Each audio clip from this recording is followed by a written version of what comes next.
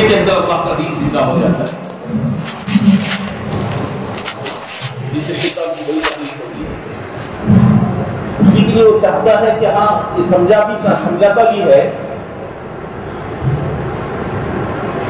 کہ نماز پڑھو، روزہ رکھو، سب کرو، لیکن یہ دعوت کی جو مبارک چیزیں ہیں اس کا ہلکا پن ڈال کر دکھاتا ہے، یہ محسوس کراتا ہے کہ یہ مسجد و جماعت، یہ ڈھائی گھنٹہ، یہ تعلیم، یہ گھر کی تعلیم، اور یہ گشت، پہلا گشت، دوسرا گشت، یہ مہینے کے 3 دن، یہ سب چیزوں کا ہلکا پن ڈال کر دکھاتا ہے، اور کہتے ہیں کہ اس سے کیا ہوتا ہے؟ جیسے میں بتا رہا تھا کہ اس سے جو کچھ اب تک ہوا ہے، اگر کسی کو بیان کرنے کے لیے بٹھا دیں تو وہ بیان کرتے کرتے کرتے اگر وہ 50-60 سال کی بھی زندگی ان کی ملی بیان کرتے ہوئے تو زندگی ان کی ختم ہو جائے گی۔ جو کچھ ہوا ہے وہ بیان سے باہر ہے، وہ ختم نہیں ہوگا، اتنا کچھ ہوا ہے۔ مولانا یونس صاحب رحمۃ اللہ علیہ پونا والے بڑے زبردست اللہ والوں میں سے گزرے ہیں۔ حضرت ایک کارگزاری سنا، اس بات سے سمجھ میں آتا ہے کہ کیا کچھ ہوا ہے کام سے، ان اعمال کے ذریعے سے کیا کچھ ہوا ہے، اس بات سے سمجھ میں آتا ہے۔ حضرت ایک کارگزاری یہ سنا ہے کہ سعودی کے جو بادشاہ تھے شاہ فہد، وہ شاہ فہد فرانس کو گئے، فرانس کے بادشاہ نے انہیں دعوت دی اور بلایا کہ آپ ہمارے یہاں آئے۔ تو ملک کے بادشاہ تھے، تو فرانس کو جب گئے تو فرانس میں جانے کے بعد میں فرانس بڑا خوبصورت علاقہ ہے۔ فرانس کے اندر ایک شہر ہے جس کا نام پیرس ہے۔ میرے حاجی صاحب بتائیں کہ ہمارے گھروں کو دن میں 1 بار پوچھتے ہیں، لیکن وہاں کے روڈوں کو دن میں 5 بار دھوتے ہیں۔ وہ اتنا زیادہ خوبصورتی کا اہتمام کیے ہوئے، وہ اتنا زیادہ پاک صافی کا اہتمام کیے ہوئے۔ وہ فرانس کو جب پہنچ کر پورا فرانس گھومے، پیرس آئے، پیرس میں گھومے، پورا دیکھنے کے بعد میں واپس ہونے لگے۔ تو فرانس کے بادشاہ نے ان سے پوچھا شاہ فہد سے کہ ہمارا فرانس کیسے لگا؟ تو شاہ فہد نے کہا کہ آپ کا فرانس بڑا خوبصورت ہے، بڑا اچھا ہے، بڑا زبردست، بڑا خوبصورتی سے بھرا ہوا ہے، لیکن یہاں پر ایک چیز کی کمی ہے۔ تو فوراً فرانس کے بادشاہ کے آنکھ کھولے، اس نے پوچھا کہ کیا چیز کی کمی ہے؟ تو اس وقت شاہ فہد نے کہا کہ یہاں پر ایک مسجد ہوتی نا بڑی خوبصورت ہے۔ میں ایک علاقے کی بات نہیں کر رہا ہوں، پورے ملک کی بات کر رہا ہوں، پورے ملک کی بات۔ تو جیسے یہ بات ہوئی تو بادشاہ چپ ہو گیا، اور وہاں سے شاہ فہد نکلے اور سیدھے عرب آ گئے۔ چند دن کا عرصہ گزرا، پھر فرانس کے بادشاہ کو شاہ فہد دعوت دے کے آئے تھے کہ آپ بھی ہمارے یہاں تشریف لائیں۔ اب فرانس کا بادشاہ سعودی عرب آیا۔ سعودی عرب میں مکہ مدینہ جہاں علاقہ ہے وہاں پر تو ممنوع، اللہ حفاظت فرمائے، اب تو حالات عجیب ہو گئے، لیکن ممنوع تھا کہ راستے ہی الگ تھے، کہ جیسے حدود شروع ہوتا اس سے پہلے راستہ الگ تھا، یہاں پر اندر داخل نہیں ہو سکتے جو غیر ایمان والے ہیں۔ تو بہرحال تو شاہ فہد جب دعوت دیے تو فرانس کا بادشاہ سعودی عرب آیا۔ سعودی عرب کیا تھوڑی کم خوبصورتیوں سے کم ہے کہ جہاں کئی نبی آئے ہو، وہ کیا علاقہ جہاں جناب محمد رسول اللہ صلی اللہ علیہ وسلم کو اللہ نے بھیجا ہو، وہ علاقہ کیا تھوڑی خوبصورتی سے کم رہ سکتا ہے؟ وہ بھی بڑا خوبصورت ہے کہ وہاں پر ریاض ہے، طائف ہے، جدہ ہے، وغیرہ وغیرہ ملک ہیں، وہ سب وغیرہ وغیرہ اسٹیٹ ہیں سعودی عرب کے، وہ سب پھرا ہے، وہ سب دیکھا۔ اور وہ سب دیکھنے کے بعد فرانس کے بادشاہ جب واپس ہونے لگے تو شاہ فہد ان سے پوچھا کہ ہمارا عرب کیسے لگا؟ تو اس پر وہ کہنے لگے کہ آپ کا عرب تو بڑا زبردست ہے، یہاں کے لوگوں کی سخاوت، یہاں کے لوگوں کی بات چیت، اور یہاں کے جو عجیب انداز کے علاقے ہیں، جو صحرا ہے، یہ سب کچھ الگ نورانیت کے ہیں، کچھ الگ ڈھنگ کے ہیں، بڑی خوبصورتی ہے. لیکن یہاں پر ایک چیز کی کمی ہے. تو فوراً شاہ فہد نے پوچھا کہ کیا کمی نظر آ گئی ہے، کیا کمی ہے؟ جب پوچھا تو وہ کہنے لگے کہ یہاں ایک چرچ ہوتی نا، کہاں پر؟ سعودی عرب. تو بات ٹکراؤ میں آ گئی. ایک ملک کا ملک ہے، ایک بادشاہ کوئی ایک عام آدمی نہیں ہوتا، اس کے پیچھے ایک ملک ہوتا ہے، اس کے پیچھے بہت بڑا خزانہ رہتا ہے، اس کے پیچھے بہت بڑی حکومت، سلطنت، اور پھر خزانے اور فوج، ہتھیار، یہ ساری چیزیں ملا کر ایک بادشاہ ہے.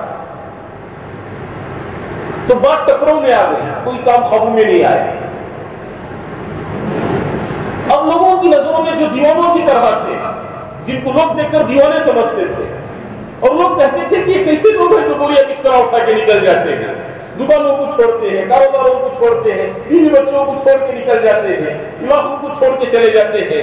یہ گشتیں، ملاقاتیں، محنتیں، سیر و ضا، یہ ہفتے اور اجتماع، ہفتے اور مشورہ، یہ مسجد اور جماعت، یہ 2.5 گھنٹہ، یہ چلہ، یہ 4 مہینے، یہ ساری محنتوں کے ذریعے سے ایک محنت اٹھی، جس محنت کی برکت سے اللہ پاک نے فرانس جیسے علاقے کے اندر، ہمارے یہاں لگ بھگ 16-17 سال پہلے مسجد اعلیٰ میں جماعت فرانس کی آئی تھی، اس میں 3 عالم تھے. ان سے میں خود پوچھا کہ پورے فرانس کے اندر کتنے مساجد ہیں، تو اس پر وہ کہنے لگے 3,500 مساجد ہیں. کتنے مساجد بن گئے؟ 3,500 مساجد. یہ ہوتا ہے یہ محنت سے، جسے شیطان ہلکا بنا کر پیش کرتا ہے. یہ مسجد اور جماعت اس سے کیا ہوتا ہے، یہ 2.5 گھنٹہ اس سے کیا ہوتا ہے، یہ مسجد کی تعلیم اس سے کیا ہوتا ہے، یہ گھر کی تعلیم اس سے کیا ہوتا ہے. یہ سمجھاتا ہے یہ گشت، یہ پہلا گشت، یہ دوسرا گشت، اس سے کیا ہوتا ہے، یہ ہلکا پن ڈال کر محسوس کراتا رہتا ہے. یہ 3 دن اس سے کیا ہوتا ہے، یہ محسوس کراتا ہے. اس سے یہ ساری چیزیں انجام پر آ گئی، اتنی ساری مساجد بن گئی، اتنا کچھ ہو گیا.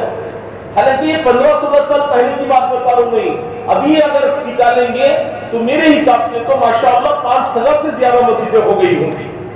اتنا کچھ ہوا ہے، اتنا کچھ علاقوں کے اندر. میرے بھائیوں، غیر محسوس طریقے سے دین نکل جائے گا، ورنہ ہم اس محنت کو ہلکا سمجھیں گے. غیر محسوس طریقے سے پتہ بھی نہیں چلے گا کہ دین کیسا زندگی سے نکل گیا، پتہ بھی نہیں چلے گا، محسوس ہی نہیں ہوگا کہ کیسے انداز سے کیا کچھ کرتا تھا میں، کیا ہو گیا اب مجھے. آپ کی بات میں جا کے محسوس کرے گا. لیکن چھوڑا کیا؟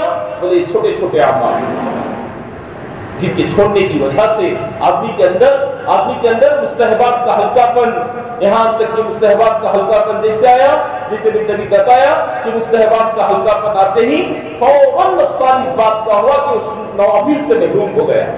جیسے نوافل کا ہلکا پن آیا، سنتوں سے محرومی، جیسے سنتوں کا ہلکا پن آیا، واجبات سے محرومی، جیسے واجبات کا ہلکا پن آیا، فرائض سے محرومی، اور جیسے فرائض کا ہلکا پن آیا، اب تو کام کرنے والا مجمع بیٹھا ہے کہ جیسے فرائض کا ہلکا پن آتا ہے تو اس کے بعد کا جو ختم اٹھتا ہے وہ آ کر خاتمہ ایمان پر ہوتا ہے کہ نہیں، کہ اس کا شک شروع ہو جاتا ہے. یہاں تک پہنچ جاتا ہے جب فرائض کا ہلکا پن آ جاتا ہے. اللہ ہم سب کی حفاظت کرے. میرے بھائیوں، یہ کام بڑی ذمہ داری کا ہے، اس کا ہلکا پن دل میں آنے نہیں دینا چاہیے، کیونکہ غیر محسوس طریقے سے کیسا دین نکل جائے گا پتہ بھی نہیں چلے گا. یہ چیز کہاں سے سمجھ میں آتی ہے؟ دیکھو یہاں سے سمجھ میں آتی ہے. ایک ملک کو ایک جماعت گئی، جب وہ ملک میں جماعت پہنچی تو دیکھا کہ بڑی محنتوں کے بعد، بڑا تلاش کرنے کے بعد، بہت دور دور تک لوگ رہتے، بڑی دور دور تک جانا پڑتا ان سے ملنے کے لیے. جب وہاں پہنچے، وہاں جا کر دیکھے، جن سے ملے گئے، جا کے بات کیے، تو ایک آدمی ہاتھ لگے جو ہندوستان کے رہنے والے تھے. اور ایک ملک، کہیں ملک میں جائے، وہاں کوئی ہندوستانی مل جائے، واقعی بڑی خوشی ہوتی ہے. ہم بھی ایک علاقے، ایک ملک میں گئے ہوئے تھے، وہاں پر انڈیا کی جلیبی دیکھ کر بڑی خوشی ہو گئی کہ ہم جلیبی مل گئی، انڈیا کی مٹھائی مل گئی. ایسا ہر چیز سے محبت ہوتی ہے. کیوں؟ جس وطن میں رہتے ہیں، جس ملک میں رہتے ہیں، اس سے خاص لگاؤ ہو جاتا ہے، اس ملک سے بڑی محبت ہو جاتی ہے. تو جیسے وہ ملک کے اندر ایک عام، جہاں پر آدمی پوچھنے والا نہیں، वैसी जगह पर एक हमारा हिंदुस्तानी आदमी मिल गया तो बड़ी खुशी हुई, उनसे मिले, जमात उनसे गले लगे, उनसे बातचीत हुई, तो उनको खाने पर बोले कि हमारे यहाँ खाने पर, तो उसने कहा कि नहीं आप हमारे यहाँ खाना खाओ। तो बोलती नहीं कि दीन के अंदर या तो खा को लगाना या तो खला को लगाना या तो खा को लगाना। चलो हमारे मौलवी मुस्तफा साहब का मदर का अल्लाह हज़रत की उम्र में बरकत नसीब फरमाए, सेहत की तंदुरुस्ती के साथ हज़रत की लंबी जिंदगी मुक़द्दर फरमाए। हज़रत फरमाते हैं कि सुक्ति तबलीग करो, जरा खला पिला को तबलीग करो, कभी घोंटा बड़ा खला दो। तो तमिलनाडु की एक आम कहावत है, दीन की तरक्की एक चाँद वर्की करती, दीन की तरक्की क्या मतलब उसका? किसी के पास चले गए, अपनी जाती मेहनत के पैसों से उसे चाय पिला दिए, बिस्किट खिला दिए, अब उसे दीन की बात करो, देखो कैसा असर करती है। खला पिलाकर काम होता है तो उसमें बड़ी जान होती है।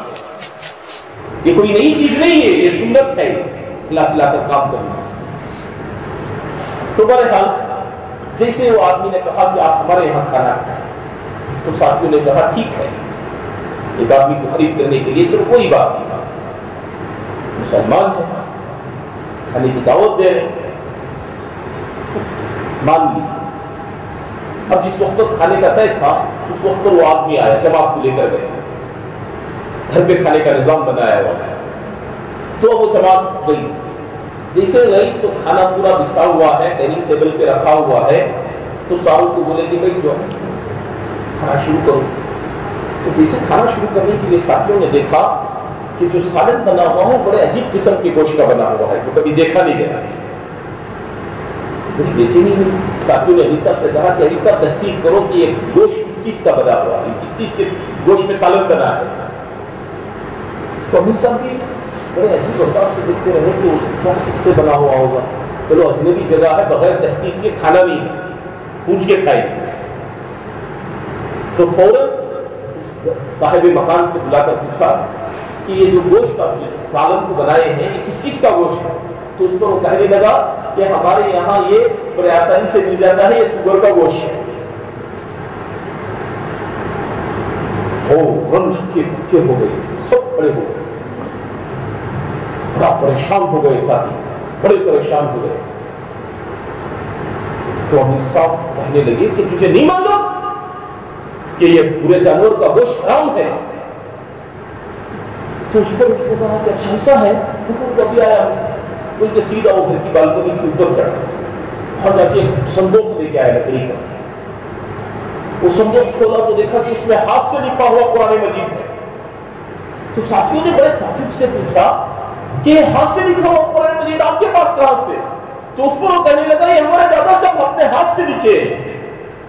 तो हमारे दादा साहब अपने हाथ से लिखे, मुहद्दिस मुफस्सिर जिनका पोता जो दीन को हल्का समझा, वो हल्का समझने की इतनी ज्यादा नुकसान हुआ कि इतनी दूर तक जाकर गिर गया कि उसे ये भी नहीं पता कि बुरा जानवर हलाल है या हराम है।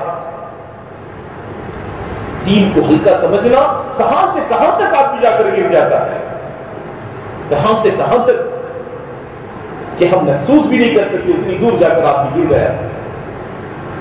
कि मेरे भाइयों, जो दीन अल्लाह ने नियामत दी हुई है, जो दीन की मेहनत अल्लाह पाक ने हमें दिया हुआ है, ये बड़े छोटे छोटे काम है, ये बड़े छोटे छोटे बड़े हल्के के काम है, देखने के एतबार से मामूली नजर आते हैं। ये मस्जिद और जमात में बैठना बड़ा हल्का फुल्का दिखता है।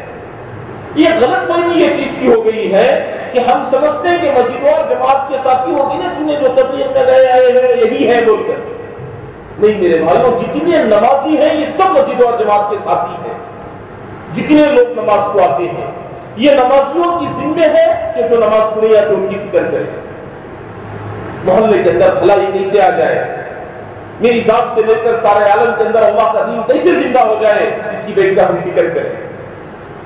और उन फिक्रों को लेकर ठेके के अंदर जाए और गली गली कुछों में जाए, बेतलब बंदों के पास जाए, बेगरज बनकर जाए, कोई दुनियाई गर्ज नहीं है, बस खालिस अल्लाह के बंदों को अल्लाह से जोड़ के यही गर्ज हमें लेके जाना है।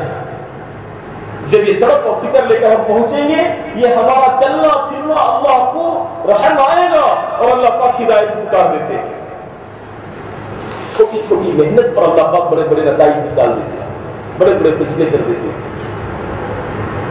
دیکھو ایک آدمی بیمار ہے، اس بیمار کی عیادت کے لیے صبح میں چلے گئے، حدیث میں آتا ہے، حدیث کے مفہوم میں بتایا جاتا ہے، اہل علم حضرات فرماتے ہیں کہ خالص اس آدمی کے پاس جا کر اس کی خیر خیریت پوچھ کے آ گئے کہ بھئی آپ کی طبیعت کیسی ہے۔ اتنے پر اللہ پاک 70 فرشتوں کو مقرر کرتے ہیں، وہ صبح سے لے کر شام تک عمل نامے کے اندر نیکیاں لکھتے رہتے ہیں، صبح سے لے کر شام تک 70 فرشتے۔ اور پھر شام کو چلے گئے، کل جا کے خیر خیریت پوچھ لیے کہ بھئی تمہاری طبیعت کیسی ہے، اتنا پوچھ کر آ گئے، پھر صبح تک فرشتے 70 فرشتے پھر لکھنے میں شمار ہو جائے۔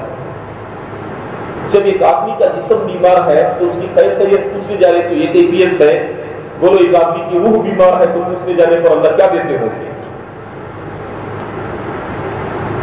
جسم کی بیماری پر اجر ہے، جسم کی بیماری پر اللہ پاک ہو سکتا مغفرت کر دیتے ہیں۔ روح کی بیمار ہے تو روح بیمار ہے، وہ تو روح کی بیماری جہنم تک لے کر چلے جاتی ہے۔ وہ اسے بیمار کے پاس جائیں گے تو بولو اللہ کیا عطا فرماتے ہوں گے؟ تو میرے بھائیوں، ایک آدمی کے پاس جانا، ایک فرد کے پاس جانا، ترتیب اور ملاقاتیں کرنا، ترتیب اور ملاقاتیں، ایسا نہیں کہ ادھر سے شروع کیے، زون بنانا، زون کی ترتیب پر محنت ہونا، کوئی گھر نہ چوکے، کوئی فرد نہ چوکے، کم از کم ہفتے میں ایک مرتبہ ہر فرد سے مل لے، ہفتے میں ایک مرتبہ کم از کم ہر فرد سے مل لے، ہر فرد سے کم از کم ہفتے میں ایک مرتبہ ملاقات ہو جائے اور ان کے سامنے 10-15 منٹ بات ہو جائے۔ ملاقاتوں کے ذریعے سے جا کر کم از کم اس بات کی ہم کوشش کریں کہ گھر کے اندر بیٹھ کر بات کریں، کھڑے کھڑے بات کر نکل جانا رسمی کام نہیں ہے ہمارا کہ رسم پورا کرو، کہ گئے جا کے گھوم کے پھر کے ہو گئے، حصہ ختم۔ 2.5 گھنٹے کے نام پر 5-10 منٹ لگانا نہیں ہے، گھڑی دیکھ کر اپنے وقت کو لگائے۔ میرے بھائیوں، یہ چیزوں کے ذریعے سے ہم کام کریں گے تو علاقے کے اندر ایک عجیب اللہ پاک محنت کو کرائیں گے، اور وہ دین کی ایسے زبردست رونقیں آئیں گے اور علاقے کے اندر کہ ہم محسوس کریں گے کہ کیا زبردست اللہ نے علاقہ بنا دیا۔ اس کے خاطر گھر گھر جانا، فرد سے ملاقات کرنا، اور اس کی ترتیب کیا ہے کہ آخر سے شروع کریں، شروع ادھر سے نہیں بلکہ شروع کہاں سے کریں کہ شروع آخر سے کریں، اور ہر زون کی ترتیب اور ہر گلی گلی تقسیم کر کر وہی ساتھی اس زون کے اندر جائے، دوسرے ساتھی نہ جائے۔ کیوں؟ یہ یہاں پر ملاقات کرے، وہ چھوٹ گیا، وہ چھوٹ گیا، ایسا تبدیل ہو کر بدل کر کہیں گھر نہ چھوٹ جائے، کہیں لوگوں سے ملاقات نہ چھوٹ جائے۔ اس کے لیے ترتیب اور بنا ترتیب سے ملاقاتیں ہوں۔ اور میرے بھائیوں، اس انداز کی اگر محنت کریں گے، سب سے پہلا فائدہ تو خود کی ذات کے لیے، خود کی ذات کے لیے روزانہ ایمان کے اندر ترقی ہوتی رہے گی، روزانہ عمل کے اندر ترقی ہوتی رہے گی، روزانہ اللہ سے تعلق جڑتا رہے گا، روزانہ کسے فائدہ ہو یا نہ ہو۔ جیسے مولوی صاحب اذان دینے پر کون آئے یا نہ آئے، وہ تو نماز میں پہلی صف میں کھڑے ہو جاتے ہیں، ایسے ہی ہمارے کہنے سے ہماری زندگی کے اندر عمل باقی رہتا ہے۔ ہم دیکھو، ایک چیز تو پکی طے شدہ چیز ہے، ہمیں یہ یاد رکھنا چاہیے کہ ہم دوسروں کی ہدایت اور اصلاح کی فکر میں پڑھ کر نہیں جا رہے، بلکہ ہم خود کو ہدایت کی طلب میں ہم وہاں تک جا رہے ہیں، پھر جانا آسان ہوتا ہے، ورنہ کیا ہوتا ہے کہ کام بوجھ بن جاتا ہے، ورنہ نہیں بولے تو مایوس ہو جاتا ہے آدمی، مایوس ہو جاتا ہے، تو تھک کے رہ جاتا ہے۔ اس کے لیے میرے بھائیوں، یہ 2.5 گھنٹے کی محنت کو ہمارے بڑے چاہتے ہیں کہ 2.5 گھنٹے سے بڑھ کر ہم 8 گھنٹے پر آئے، 2.5 گھنٹے سے بڑھ کر کہاں تک آئے ہم؟ 8 گھنٹے پر۔ ہمارے مولوی مصطفیٰ صاحب دعوت برکات کو حضرت تھے، اسے گھنٹوں میں گنا کر بھی تقسیم کر بتا دیے حضرت، اللہ نے 24 گھنٹے دیا، اس میں سے 8 گھنٹے سونے میں لگائے تو کہتے گزر 8 گھنٹے گزر گئے، 8 گھنٹے کمانے میں لگا دی تو کتنے چلے گئے؟ 16 گھنٹے چلے گئے۔ اب بچے کتنے؟ 8 گھنٹے بچے۔ 8 گھنٹے میں سے 4 گھنٹے تھے اور چلو گھر کے کاموں وغیرہ کے لیے لگا دیا، اب بچے کتنے؟ 4 گھنٹے۔ اس میں سے 1.5 گھنٹہ نمازوں کے لیے نکال دی. اب بچے کتنے؟ وہ 2.5 گھنٹہ دے دو بس کافی ہے. جو ایران قرآن میں ادھر ادھر بیٹھ کے بات کر کے بیکار میں فضول میں جو وقت جا رہا ہے، کام کا وقت نہیں مانگ رہے، آرام کا وقت نہیں مانگ رہے، گھر کا وقت نہیں مانگ رہے، جو فضول میں بیکار میں ہمارا وقت گزار رہے ہیں، یہ وقت بھی ہم دے دیں ماشاءاللہ ہماری بہترین آخرت بن جائے.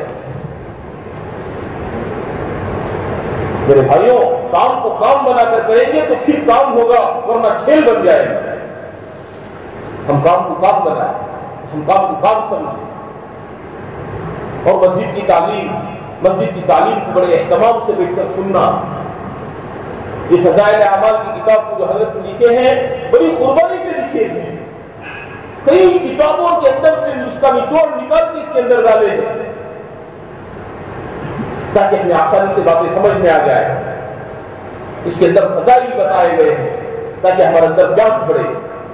جب پیاس بڑھتی ہے تو آپ کی تلاش کرتا ہے، پھر وہ پانی پی کے سیر ہوتا ہے. تو میرے بھائیوں، ایسے ہی اس کے اندر سارے وعیدیں وہ لکھے ہیں جو عمل کے چھوڑنے پر ہوتی ہیں. کیا وعیدیں ہیں؟ تاکہ آدمی کے اندر ایک خوف پیدا ہو کہ یہ چھوڑنے پر کیا بڑا نقصان ہوگا. تو اس کتاب کے اندر بڑی عجیب نورانیت ہے. سونے ہزاروں لاکھوں کروڑوں کی جگہ میں اللہ نے اس کتاب کے ذریعے سے اللہ نے ہدایت پر لا دی لوگوں کی. بڑی زبردست اللہ نے اس دور کے اندر ایک نعمت ہمیں عطا فرمائی. اس تعلیم کے اندر اپنے آپ کو بٹھانا اور یہ نہیں دیکھنا کہ کب سے بھی سن رہے ہیں، اور ہمیں یہ دیکھنا ہے کہ سن تو رہے ہیں لیکن عمل کیا ہو رہا ہے. عمل ہو رہا ہے شکر ادا کرے، اگر عمل نہیں ہے تو اس کی نیت کرے کہ انشاءاللہ آپ سے اس پر عمل کروں. تعلیم کے اندر بیٹھ کر اس ترتیب پر ہم بیٹھے، اور جو لوگ اٹھ کے چلے جاتے ہیں دیکھ لے، دوسرے دن ان سے بتائے کہ بھئی کوئی آدمی مل کر کیا خیریت کیا بول دیے تو 5 منٹ نکال کر اس سے بات کرنے لگ جاتے ہیں. اللہ اس کے رسول کی بات کو سننے کے خاطر کیا تمہارے پاس 5 منٹ نہیں ہے؟ آپ سے درخواست ہے کہ آپ تعلیم میں بیٹھیں، ان کو بھی بٹھانے کی فکر کریں. اس انداز سے ہمارے مسجد کی تعلیم بڑی مضبوطی سے ہوئی، اور اسی طرح سے گھر کے اندر بھی تعلیم. دیکھو، گھر کی تعلیم کو ہلکا نہیں سمجھنا. گھر کے اندر اگر تعلیم چھوٹ گئی تو بولتے ہیں کہ گھر کے اندر معلوم نہیں کیا کیا انداز سے بے دینی آ جائے گی، کس انداز سے بے دینی آئے گی ہم سوچ بھی نہیں سکتے. اگر تعلیم والا عمل چلا تو تعلیم والے عمل کے ذریعے سے جو بے دینی ہے وہ باہر نکل جائے گی اور دین اندر آ جائے گا. دیکھو، عورتوں کے اندر وفا کا مادہ بہت زیادہ رہتا ہے، وہ بڑی وفا کرنے والی ہے. مردوں سے زیادہ ان کے اندر وہ مادہ ہے کہ ان کو تھوڑا سا بتا دیا جائے، ان کو اللہ اس کے رسول کے بارے میں بتا دیا جائے، وہ مردوں سے آگے بڑھ جاتی ہیں. وہ مردوں سے آگے بڑھ کر کرتی ہیں. ان کے روزے، ان کی عبادتیں، ان کا صبح و شام، کیونکہ مردوں کے سے زیادہ وہ عورتیں جب بنتی ہیں تو وہ اپنے اولادوں کو بناتی ہے. جتنے مرد ہیں اس سے زیادہ عورتیں ہیں، جتنی عورتیں ہیں اس سے زیادہ بچے ہیں. محنت ہوگی تو عورتوں کے اوپر تو بچوں کا، ماں کا گود بچوں کے لیے پہلا مکتب ہے. وہ سارے کے سارے بچے پروان جو چڑھیں گے وہ دیندار بن کے چڑھیں گے. اس لیے گھروں کی تعلیم ضروری ہے. جب جناب محمد رسول اللہ صلی اللہ علیہ وسلم دنیا میں آئے، مکے میں رہے، مکے سے مدینہ گئے، مدینے کے اندر پہلے جو یہودیوں کے مدارس چلتے تھے وہ بڑے پیمانے پر چلتے تھے، جس میں سارے بچے جا کے پڑھتے تھے. وہ مدارس کا جو نام تھا وہ بیت المدارس بول کر وہ نام رکھتے تھے. اب وہ سارے بچے جاتے وہ یہودیوں کے مدرسے میں پڑھتے تھے، اور دیکھا یہودیوں نے کہ مسلمانوں کے جو بچے ہیں وہ بہت بڑی تعداد میں تھے جو ہمارے پاس آ کے پڑھتے تھے، جس سے ہماری معیشت بنتی تھی. اب کیا ہوا کہ بہت سارے جو بچے ہیں مسلمانوں کے وہ آنا بند ہو گئے. وہ تحقیق کیے، وہ لوگوں سے تحقیق کیے تو پتا چلا کہ جناب محمد رسول اللہ صلی اللہ علیہ وسلم مدینے میں آ چکے ہیں. وہ دین کی باتیں بتا رہے ہیں، وہ وہی اسی باتوں کو سیکھ رہے ہیں. یہ پتا چلا. حضور پاک صلی اللہ علیہ وسلم مدینے میں آئے تو مسجد نبوی کے اندر سارے صحابہ حضور صلی اللہ علیہ وسلم سے دین کی باتیں سیکھتے تھے، اور گھروں میں جاتے تھے اپنی بیوی کو، اپنے بچوں کو، اپنی ماں کو، اپنی بہن کو، اپنی بیٹی کو، اپنے بچوں کو بٹھا کر یہ ساری باتیں بتاتے تھے جو سیکھ کر آئے تھے. اور وہ سارے کے سارے وہ بچے وہ بچے، وہ بیویاں، وہ سب بیٹیاں، وہ بہنیں، وہ سارے وہ باتوں کو سیکھتے تھے اور پھر وہ اپنی زندگی کے اندر عملی طور پر استعمال کرتے تھے. یہاں تک کہ حضرت نے فرمایا کہ جب ان کے بچے صحابہ کے باہر نکلتے تھے تو وہ حدیث کی باتوں کو، قرآنی آیتوں کو گنگناتے ہوئے پھرتے تھے. ایسے ہو کر مدینے کا ہر گھر مدرسے میں تبدیل ہو گیا. اس محنت، اس تعلیم کے ذریعے سے یہی چاہا جا رہا ہے کہ ہمارا گھر مدرسے میں تبدیل ہو جائے، ہمارا ہر گھر مدرسے میں تبدیل ہو جائے. کیونکہ میرے بھائیوں، عورتوں کے اندر دین نہیں آیا، وہ تو بہت وقت بیکار میں رہتی ہے، بیکار کی بیزارگی پیدا کراتی ہے، بیزارگی گناہ کا دروازہ کھلا دیتی ہے. یہ بڑا نقصان ہو جاتا ہے. ان کے اندر اگر دین آ گیا تو پھر وہ مصروف رہے گی، صبح میں تہجد پڑھے گی، فجر پڑھے گی، فجر کے بعد تزکیات کرے گی، اشراق پڑھے گی، اشراق کے بعد قرآن کا معمول رہے گا، پھر بچوں کی تیاری کرے گی، اسکولوں کو بھیجنا، ناشتہ بنانا، شوہر کی خدمت، پھر ناشتہ شوہر کو دینا، پھر اس کے بعد میں چاش پڑے گی، پھر ظہر کے وقت سے پہلے وہ گھر کا کام سمجھ کر نمٹے گی. یہ سارے کام اسی ترتیب پر آ جائیں گے، وہ دیندار بنے گی. ورنہ پتہ نہیں کیا کیا خرافات گھر کے اندر لا کر پیدا کرا دیں گے. اس کے خاطر گھر کی تعلیم ضروری ہے. گھر کے اندر تعلیم کو زندہ کرنے کے خاطر کچھ ایسی ترتیبیں سوچے ہم جس کے ذریعے سے گھر کے اندر تعلیم کیسے زندہ ہو جائے. اب ہمارے خود کے گھر کے اندر کبھی ایک مرتبہ تعلیم چھوٹ جاتی تو دماغ میں ایک بات آئی کہ تعلیم کرنے کی کیا شکل ہے. تو چھوٹے چھوٹے بچے ہیں تو ان سے بولیا کہ جو جلدی کھانا کھانے کے بعد میں کتاب لا کر دیتی ان کو شاباشی ملے گی. تو ماشاءاللہ چاروں بچوں کے اندر ایک ریس لگ جاتی ہے. ہر ایک چاہتا ہے کہ مجھے شاباشی ملے، ہر ایک چاہتا ہے. تو اس میں ماشاءاللہ کوئی نہ کوئی بچہ پہلے کھانا ختم کرتا ہے اور وہ کتاب لے کر کھڑا ہے. اب وہ شاباشی میں چلو ماشاءاللہ شاباشی تمہیں لے گی. یہ ترتیب جب سے بنا ماشاءاللہ تعلیم کا عمل قابو میں آ گیا. ایسے کوئی اپنے گھر کے اندر تعلیم کے عمل کو قابو میں لانے کے لیے ترتیب سوچے، کیا ترتیب سے تعلیم کا عمل قابو میں لائے ہیں. اور گھر کے جو ذمہ دار ہیں وہ ذمہ دار گھر میں رہنا تعلیم کے وقت پر. ایسا نہیں کہ بولتے ہیں کہ تعلیم کر لو، اور کبھی کبھی مستورات سے بھی پڑھانا. اگر مستورات سے اس وقت پر پڑھانا جب کوئی پردے کا اندیشہ یہ نہیں ہے کہ بے پردگی ہو. پردگی کے ساتھ کوئی شوہر بیٹھے ہیں، شوہر ہے، بچے ہیں، گھر والی ہے، تو اس وقت پر بولے کہ آپ بھی پڑھیں تاکہ ہماری ہر آدمی کی بھی تعلیم ہو. تو میرے بھائیوں، یہ تعلیم والے عمل کو زندہ کرنا گھر کے اندر. پھر اس کے بعد میں جیسے ماشاءاللہ یہ جو تیسرا عمل ہے وہ گشت والا عمل. گشت والے عمل پورے نبیوں کی سنت ہے اور جناب محمد رسول اللہ صلی اللہ علیہ وسلم کی جامعہ سنت ہے. یہ دعوت کے کام کی ریڑھ کی ہڈی ہے. اس گشت والے عمل کو بھی کرنا ہے. دیکھو ہمیں محسوس نہیں ہوتا کہ یہ اعمال کے ذریعے سے کتنے بڑے بڑے فتنوں کو اللہ دبا دیتے ہیں. ہمیں تو محسوس ہوتا ہے کہ ہاں جی کرنا ہے، کبھی یہ تو ٹھیک ہے ہونا چلتا ہے. ایسا نہیں ہے. ہاں انسان ہے، کبھی کہوں شروع ہو گئی الگ بات ہے، ورنہ تو پوری اس بات کی کوشش کرنا کہ ہمارا گشت ناکام ہو. ہم اس بات کی پوری کوشش کریں کہ کتنے بڑے بڑے فتنے اللہ دبا دیتے ہیں گشت والے عمل کے ذریعے سے. پورے علاقے کو اس کے اپنے گشت والے عمل کے ذریعے سے پورے علاقے کو گھیرے میں لینا تاکہ وہ سارے کے سارے علاقے کے اندر کوئی بے دینی نہ پھیلے. دو نمازوں کے بیچ کا وقت نکالنا، اس گشت والے عمل کے اندر پورا وقفہ نکال کر آنا اور نکال کر وہ دو نمازوں کے بیچ میں پورا گشت والے عمل کو کرنا اور بڑے اہتمام سے کرنا. ہمارے مولوی صاحب ایک مرتبہ بتا رہے تھے کہ حضرت فرمائے کہ ہماری جماعت ایک ملک میں گئی تو ہم نے دیکھا کہ عصر کے وقت میں لوگ کٹیوں کے اندر چھوٹی چھوٹی باسکٹ کے اندر ایک پانی کا باٹل ذرا فروٹ وغیرہ رکھ کے لے کر آ رہے.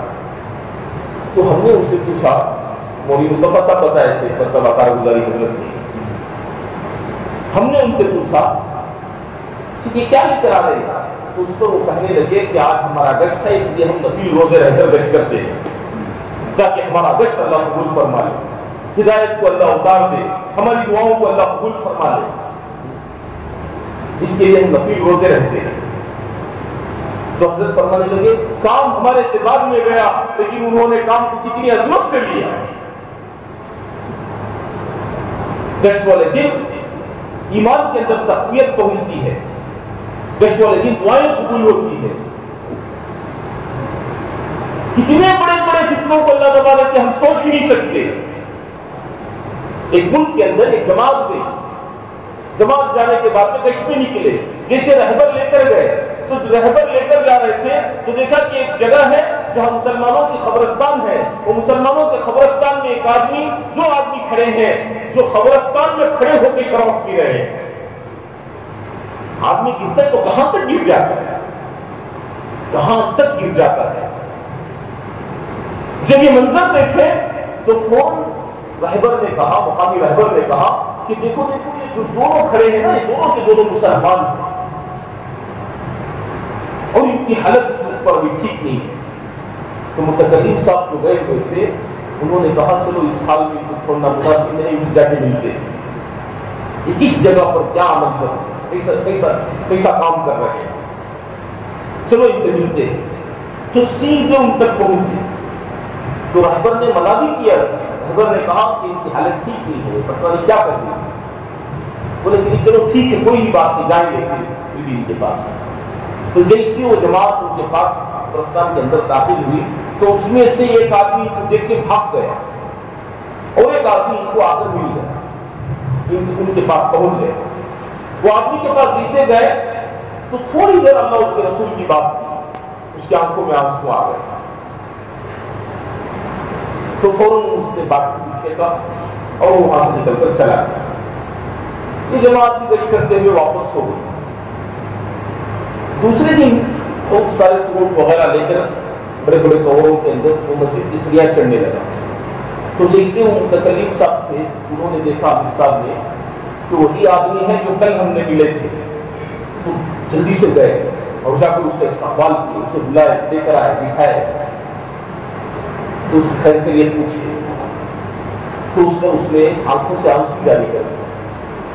تو بولے کہ کیوں روتے ہو بھائی, تو وہ اللہ معاف کرنے والے ہیں. تو اس پر وہ کہنے لگا کہ اصل بات یہ ہے امیر صاحب کہ اصل بات یہ ہے کل آپ لوگ اگر نہ آتے تو مجھ سے ایسا گناہ ہو جاتا, پھر اس کی معافی اللہ کے پاس ہے بھی یا نہیں ہے مجھے پتا نہیں. اس پر امیر صاحب نے پوچھا کہ کیا بات تھی, کیا بات ہونے والی. تو اس پر وہ کہنے لگا دیکھو بات اصل یہ ہے کہ میرا جو باپ ہے وہ بڑا مالدار تھا لیکن باپ کا انتقال ہو گیا, تو میرا جو پاس جتنا مال تھا وہ سارا مال میں عیاشی میں لگاتا رہا. سکون کی تلاش میں آدمی پتہ نہیں کیا کیا کر بیٹھتا ہے, سارے وہ چیزیں کر دیتا ہے جن چیزوں کے اندر سکون ہے ہی نہیں. بڑے عجیب انداز سے میں نے مال کو پانی کی طرح بہا دیا.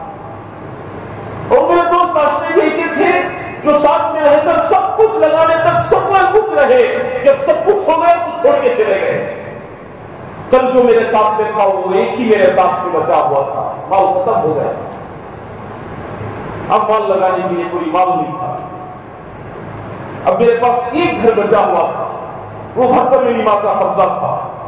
اس پر وہ جو میرا دوست تھا وہ دوست مجھے یہ بات پر تیار کر رہا تھا کہ دیکھ تیرے ماں کا جو جس پر قبضہ جو گھر ہے وہ گھر پر جو تیری ماں کا قبضہ ہے, تو ایک کام کر ایسا شراب پی تیری ہوش تیرے میں نہ رہے, اور کوئی ایسی وزندار چیز لے اور تیرے ماں کو ایسا وار کر جس سے تیری ماں مر جائے اور تیرے گھر پر تیرا قبضہ آ جائے, پھر تو کہاں چاہے تیرا گھر استعمال کر سکتا ہے. اس پر میں تیار ہو کر اس کی تیاری کر رہا تھا کل اس وقت پر. اگر آپ لوگ نہ آتے یہ عمل تو میں کرنے والا تھا, بتاؤ یہ عمل اگر کر دیتا تو پھر اس کی معافی اللہ کے پاس ہے یا نہیں ہے مجھے پتا نہیں تھا. میرے بھائیوں کتنے ایسے چیزوں کو, کتنے ایسے فتنوں کو اللہ گشتوں کے ذریعے سے دبا دے کے پتا نہیں ہے. ہم ہلکا سے کچھ کو چھوڑ دیں, اللہ ہم سب کو معاف فرمائے. یہ گشت والے عمل بڑے نورانی عمل ہیں, بڑے طاقتور عمل ہے. اس کے ذریعے سے بڑی محنتوں کے اندر جان پیدا ہو جاتی ہے. اس گشت والے عمل کو ضرور کرنا ہے اور دوسرے گشت کا بھی اہتمام کرنا ہے. دوسرے گشت کا اہتمام بڑے اہتمام کے ساتھ کرنا ہے. کیوں؟ کیونکہ وہاں کی بے دینی یہاں پر نہ آئے. وہاں پر جو بے دینی ہے وہ یہاں پر نہ آئے. ہمارے مولوی مصطفیٰ صاحب حضرت اس کی ایک بڑی پیاری مثال دے کر بتاتے. اس کی مثال کیوں دے کر بتاتے کہ ہمارے یہاں بارش نہیں ہو رہا ہے, کہیں اور علاقے میں بارش ہو رہا ہے. وہ علاقے کے اندر کا بارش, اس کی ٹھنڈی ہوائیں ہمارے گھر کے الماری کے اندر رہنے والے پلاسٹک کے ڈبے کے نمک کے اندر گیلا پن لا سکتا ہے, تو وہاں کی بے دینی کا ہوائیں یہاں تک نہیں آئے گی. وہ بے دینی کی ہوائیں یہاں نہ آئے, اس کے لیے دوسرا گشت ضروری ہے. یہ دوسرے گشت کو کرنا, اور دوسرے گشت کے ذریعے سے جو محنت ہوتی ہے اس کے ذریعے سے پتہ نہیں کتنے مسلے, کتنے مسجدیں خالی ہو گئی. ہمارے شہر کی بات اٹھا کر دیکھو, یہ ملبابل کتنے شہر ماشاءاللہ, یہ شہر کے اندر کتنے ایسی مسجدیں ہیں جو دوسرے گشت ہو رہے تھے وہاں پر مسجدیں بن گئی. جیسے ابو بکر مسجد, عثمان غنی مسجد, یہ سب کیسے بنے؟ یہ سب دوسرے گشت کی برکتیں ہیں. یہ مسجد, یہ سب دوسرے گشتوں کی برکتیں ہیں. ہم ہلکا سمجھ کے چھوڑ دیں. نئے نئے علاقے تلاش کرنا, وہ علاقوں پر پہنچنا, کوئی کمزور مسجد ہے اس مسجد کے اندر اہتمام سے گشت کو پہنچنا, وہ پہنچ کر ہم اس عمل کو کریں گے تو جس کے ذریعے سے ماشاءاللہ کئی مصلے, کئی مساجد قائم ہو جاتے ہیں وہ علاقے کے اندر. وہاں بے دینی ختم ہو جاتی ہے اور دین زندہ ہونے کی شکل صورتیں پیدا ہو جاتے ہیں. اس کے لیے ہم دوسرے گشت کو اہتمام سے کریں, جو بھی کریں گے انشاءاللہ. اور اس کے بعد میں مہینے کے 3 دن اللہ کے راستے میں لگانا. سب سے زیادہ آدمی غفلت اس چیز میں کرتے ہیں. پہلے دن سے ہی یہ ارادہ کر کر ہم بیٹھ جاتے ہیں کہ تشکیل کریں گے, تو مہینے کے آخر میں جو تشکیل کی وجہ سے جماعت لے کر جانے کا وقت آتا ہے, تو وہ جماعت لے کر جانے کے وقت پر ہو سکتا ہے کوئی کام آ جائے اور ہم نہیں جا سکے, اس کے خاطر تشکیل ہی بند کر دیتے, تشکیل ہی نہیں کرتے. اور وہ تشکیل نہیں کرنے کی وجہ سے کیا نقصان ہوتا ہے؟ بولے کہ جماعت میں جانے کا جو وقفہ تھا اور جماعت میں جانے کا جو بڑا مجمع تیار ہونے کا تھا, وہ پورے کی پوری محنت پر پانی پھر گئے. ہمارے حاجی صاحب فرماتے کہ اگر کوئی کام ہمارے رہتے ہوئے ہونے کا ہے تو ہمارے نہیں ہوتے ہوئے بھی اللہ پاک کو کام کو کر دیں گے. اللہ کو کوئی چیز بڑی نہیں ہے. اگر ہمارے رہتے ہوئے نہیں ہونے کا ہے تو نہیں ہوتے ہوئے بھی نہیں ہوگا, اس میں کون سی بڑی بات. اس کے لیے ہفتہ طے کر کے دو ساتھی اپنی جماعت بنانے کے خاطر ہفتہ طے کریں کہ ہم 2 مل کر جماعت بنائیں. ایسا نہیں کہ پورے ذمہ دار مل کر نکل گئے. 2 ساتھیوں کی ترتیب پر 2 ساتھی ہفتہ طے کر کر اپنی جماعتوں کو بنا کر اگر نکلیں گے, ایک بڑا طبقہ دعوت و تبلیغ کے اندر آئے گا. وہ کام کو دیکھے گا, وہ کام کو دیکھ کر پھر وہ کام کی ذمہ داریوں کو لے کر کھڑے ہونے والے بنے گے. چنتامنی میں جوڑ ہوا تھا, جس جوڑ کے اندر 2,500 سے 3,000 کا مجمع پرانوں کا جوڑ تھا اوپر کی فیکٹری میں. اس وقت پر ماشاءاللہ پورا مجمع بیٹھا ہوا ہے. حاجی صاحب کارگزاری سن رہے تھے تو اس میں محسوس ہوا کہ سیروزہ میں بڑی کمی آئی ہے. تو فوراً حاجی صاحب نے کہا کہ بھئی زندگی کا سب سے پہلا وقت جو 4 مہینے سے شروع کری, وہ کہتے ہیں یہ مجمع میں سے کھڑے ہو جاؤ. لگ بھگ 100-120 کا مجمع کھڑے ہوا. تو حاجی صاحب بولے اچھا بیٹھ جاؤ. پھر دوسری جو آواز لگائے وہ یہ تھی کہ بھئی جو سب سے پہلے زندگی میں چھلنے سے شروع ہوئے, 40 دن سے شروع ہوئے, وہ کہتا مجمع ہے کھڑے ہو جاؤ. اس پر لگ بھگ 300-350 کا مجمع کھڑا نہیں ہے. ایک مجمع اتنا سا کھڑا. پھر بعد میں بولے حاجی صاحب بیٹھ جاؤ.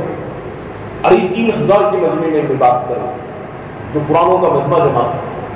پھر حاجی صاحب بولے کہ اب یہ کرو کہ جو 3 دن زندگی میں سب سے پہلے سے شروع کرے وہ مجمع کھڑے ہو جاؤ.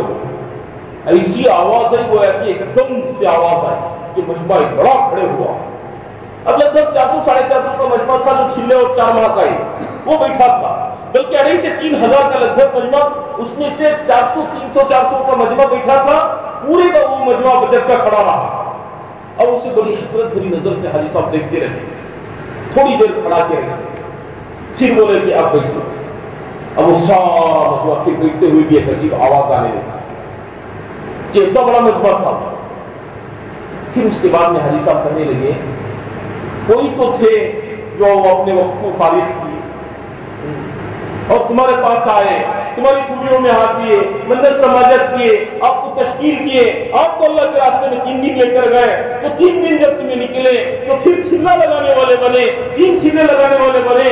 جب آواز یہ لگی کہ کام کے پرانے آؤ تو آپ حضرات آئے ہو.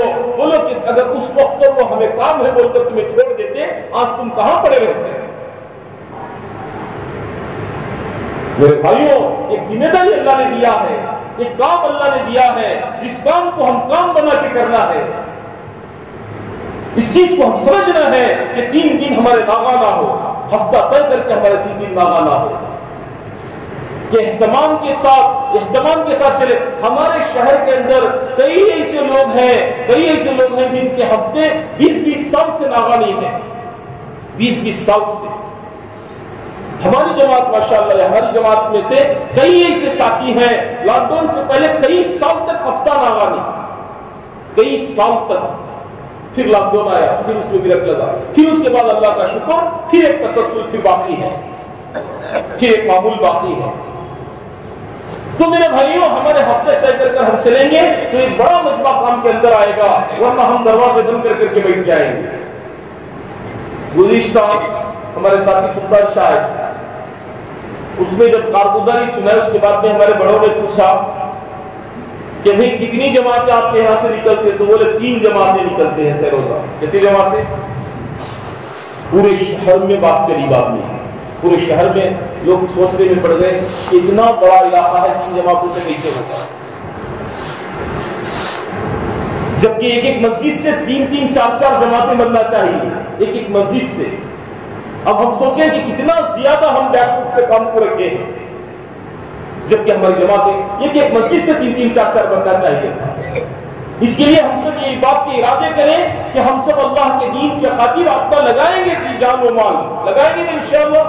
جس جان و مال کو اللہ تعالیٰ نے جنت کے بدلے میں خرید لیا ہے, اب وہ قربانیوں کی سطح کو بلند کرنا, قربانیوں کو دینا, پھر دینے کے بعد میں اللہ پاک ہمارے لیے وہ نعمتیں تیار کر کے رکھ کر ہے جن نعمتوں کے ذریعے سے ہماری آنکھوں کو ٹھنڈک پہنچانے کے لیے اللہ بالکل تیار کر کے رکھے ہوئے ہیں.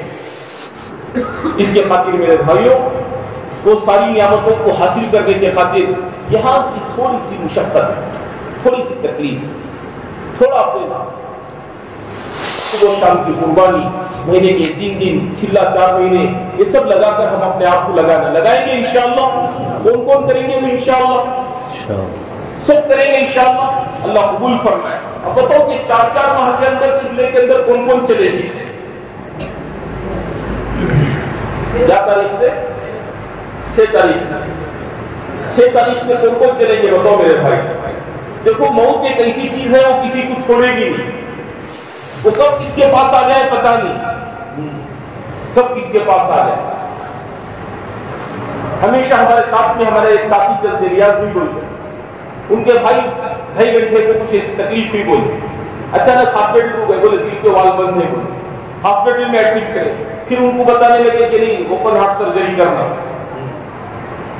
کہ عجیب کیفیت ہے, عجیب چیزیں سننے میں مل جائے. کب کس کے پاس کیا چیز آ جائے پتہ نہیں. اللہ ہم سب کی عمروں میں برکت نصیب فرمائے, صحت تندرستی کے ساتھ. کہ بڑا خطرناک دور چل رہا ہے کہ کون کو کس کا وقت بلا اور کس کا آ جائے پتہ نہیں. وہ وقت آنے سے پہلے اس کی بہترین تیاری ہو جائے, اس کے لیے اللہ کے راستے میں نکلتے رہنا ہے. بتو ارادے کرو, ہمت لے کرو, کھڑے ہو جو ماشاءاللہ 6 تاریخ سے چلنا ہے. اشرف بھائی جو چلے گئے اللہ قبول فرمائے, اللہ عمر میں برکت نصیب فرمائے, اللہ صحت تندرستی عطا فرمائے. بولے کھڑے ہو جائے ماشاءاللہ. بڑا مبارک مجمع ہے, کیا نام؟ افروز پاشا, ماشاءاللہ. اللہ بے انتہا قبول فرمائے, اللہ جان میں مال میں عمر میں برکت نصیب فرمائے. جی بولے ارادہ کرے, کھڑے ہو جائے ماشاءاللہ. ایک بڑا مجمع ہے, سب کے ارادے آنے چاہیے, سب کے ارادے ہونے چاہیے. جلدی کرو ماشاءاللہ. بتو بھائی ماشاءاللہ ارادے کرو. پرانے ساتھی ہیں ہمارے ماشاءاللہ, لیکن چلنے والوں کی اتنی ساری کمی ہو یہ کہ سلطان شاہ میں ہمیشہ جماعتیں آ کر رہتی ہیں اور کہتے ہیں کہ لیک چلنے والوں کی کمی ہے. پرانے ساتھی کہتے ہیں کہ ہم مصروف ہیں. عبداللہ چلیں گے، اللہ قبول فرمائے، اللہ بے انتہا قبول فرمائے. آپ اس میں ذرا کندھوں پر ہاتھ رکھو، ذرا ہمت کے واسطے کندھوں پر. میں ہوں سید منیر، سن میرے رب یہ دعا. میں ہوں سید منیر.